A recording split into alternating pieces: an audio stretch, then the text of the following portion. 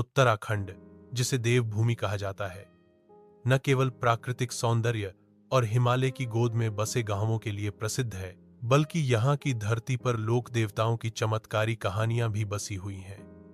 इन कहानियों में आस्था, न्याय, बलिदान और लोक विश्वास की अद्भुत झलक मिलती है। इन्हीं लोक देवताओं में एक नाम है गोलू देवता का, जिन्हें उत्तराखंड के लोग न्याय के देवता मानते हैं। ऐसे देवता जिनके दरबार में न कोई रिश्वत चलती है, न पक्षपात, जहां सिर्फ सच की ही जीत होती है। आइए सुनते हैं उत्तराखंड के चंपावत से निकली गोलू देवता की चमत्कारी और प्रेरणादायक गाथा। बहुत समय पहले की बात है। कुमाऊं क्षेत्र में राजा झालुराई का शासन था। राजा की कई रानियां थीं, लेकिन एक रानी थी जो सबसे प्रिय और प्रभावशाली मानी जाती थी। वर्षों तक राजा की कोई संतान नहीं थी।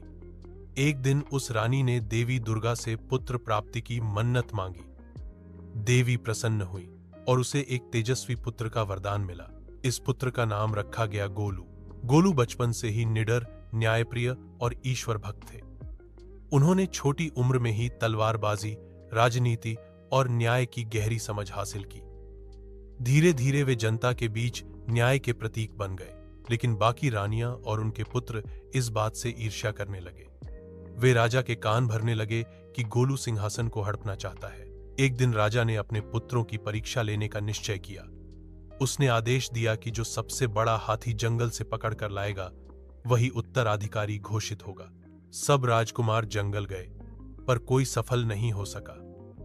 लेकिन गोलू ने न केवल सबसे बड़ा हाथी पकड़ा, बल्कि उसे पूरी विनम्रता और बुद्धिमत्ता से पालतू बना लिया। जब वह हाथी लेकर दरबार में पहुंचा, तो बाकी रानियां और दरबारियों ने षड्यंत्र रच दिया।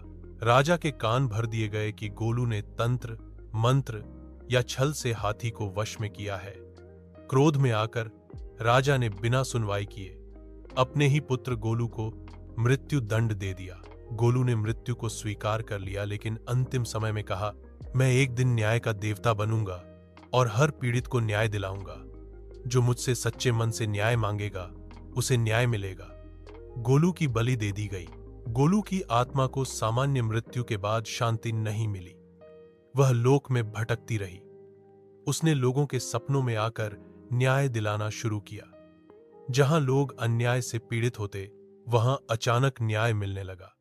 लोग समझ गए कि यह कोई चमत्कारी आत्मा है। धीरे धीरे उन्होंने गोलू को देवता मानना शुरू किया और उन्हें गोलू देवता के नाम से पूजा जाने लगा।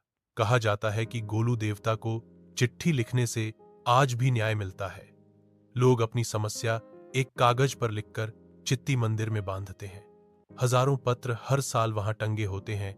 कोई कोर्ट केस में न्याय मांग रहा है, कोई खोई चीज वापसी चाहता है, कोई अपनों की भलाई। लोगों की आस्था है कि अगर आपकी बात सच्ची है तो गोलू देवता अवश्य न्याय देंगे। इस कहानी से क्या सीखने को मिलता है? अन्याय के खिलाफ खड़ा होना चाहिए, भले ही अपने ही लोग गलत हों। न्याय की उम्मीद कभी नहीं छोड़नी चाहिए। सच्चाई भले देर से जीते, पर जीतती अवश्य है।